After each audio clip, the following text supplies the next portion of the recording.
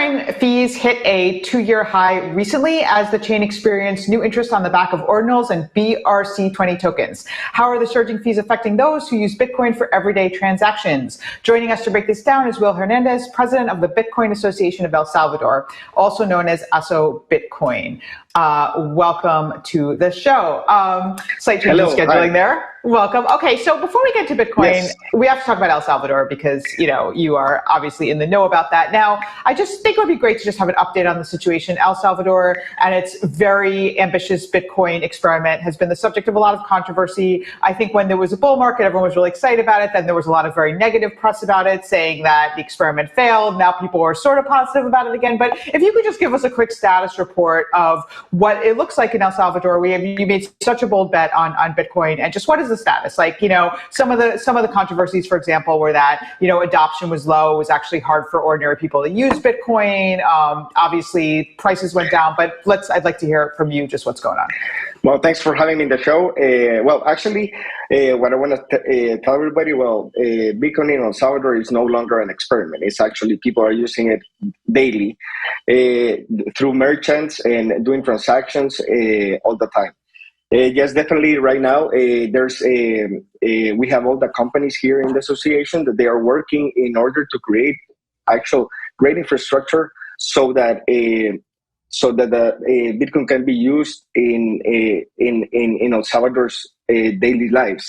So, for example, we have merchants all over El Salvador so that they can accept Bitcoin as is legally based in El Salvador.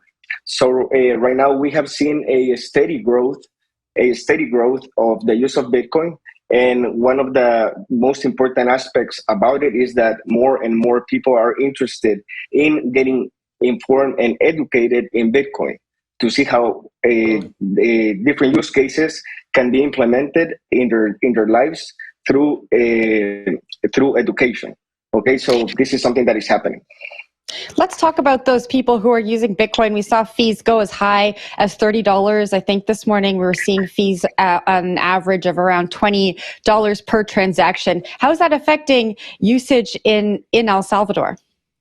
Well, remember, this is caused by the congestion in the network, but just like it's causing the congestion in the network, there are solutions that Bitcoin companies are creating in order to go ahead, as we all know, to use Bitcoin. Like, for example, Chivo, since day one, had Lightning Network.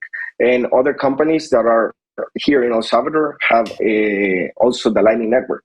So it all depends on how people use Bitcoin and through which network they send it. Through on-chain or Lightning.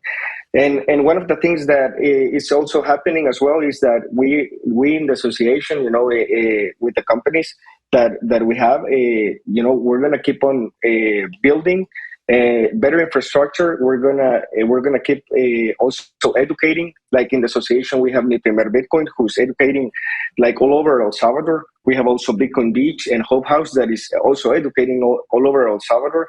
And this is part of the mission of the association to go ahead with our members to create mass adoption of Bitcoin. So Bitcoin in El Salvador is no longer an experiment. It's actually happening. That's great to hear. It's good to hear such a positive report. But, again, because there were for a while quite a lot of, negative press reviews. I would just be curious to hear in your view, what are some of the challenges that still remain? I imagine that not everything has been fixed, right? I mean, there's probably still some challenges because this is if it's not an experiment, but this is a very ambitious undertaking, So what are some of the challenges that you're still grappling with? Well, right now, for example, one of the things that we have seen, like for example, in the ATMs, Chivo is there's no Lightning in the ATMs, and we know that they are working to place this infrastructure as well to implement Lightning in the ATMs so that people can have lower fees. Okay, and this is why the Twitter messages that came out was because of the on-chain transactions and the congestions due to the ordinals. That's why. But one of the things, like talking about ordinals, we actually ordinals have, they have nothing to do in the mission of El Salvador to use Bitcoin as legal tender. You talk about this adoption and education, and I just think that, the high fees, the high volatility we're saying, we spoke about that in our markets chat just before this segment, has to affect the education and the sentiment of people on the ground. Yeah. How are you approaching that through education?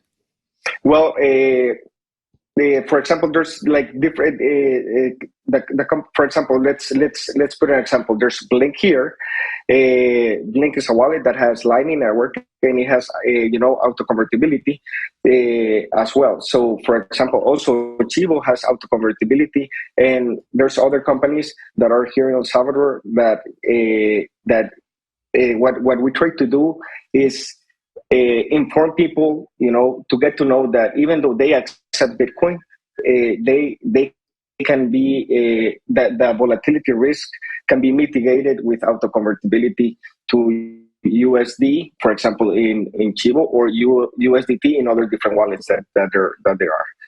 Also, we educate, for example, with Mi Primer Bitcoin and other, in Bitcoin Vision Hope House, that, for example, how to use Lightning, how does Bitcoin work. There's classes all over El Salvador, and we are also, implementing different scenarios in which, for example, the government is helping right now with programmers. Preparing programmers in the Cubo Plus program in order for there to be, the right capacity for programmers in El Salvador for Bitcoin. So this is something like it's an entire Bitcoin community, Bitcoin companies working here in El Salvador, because this is, Bitcoin country, it's legal tender, and everyone that is arriving here is, learning about it. For example, this Friday we have a Bitcoin graduation with like 500 students from Mi Primer Bitcoin.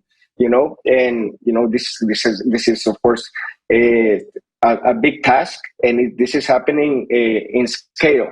So at the beginning we're 100, then 200, and now it's like 500, and this is happening all over. And also education is key. So this is something that everybody is investing in as well. Well, that's great. The last question I have for you is the state of adoption of tech companies in El Salvador. I know President Nayib Bukele proposed a bill to eliminate taxes on software and tech companies, and recently approved a license for Bitfinex. What do you think the state is for crypto companies in El Salvador? Well, the government is preparing specifically, everything that preparing El Salvador to be, a hub, a technology hub, and a safe haven for Bitcoin companies. A safe haven for example, to go ahead and for preparing tech companies to come here and invest and take advantage of this tax incentive that we have. So, this is only the beginning, and of course, the securities law granted to Bitfinex was necessary in order for the Bitcoin bonds that are going to be coming out, soon. Will, thank you very much for joining us. That was Will Hernandez, president of the Bitcoin Association of El Salvador.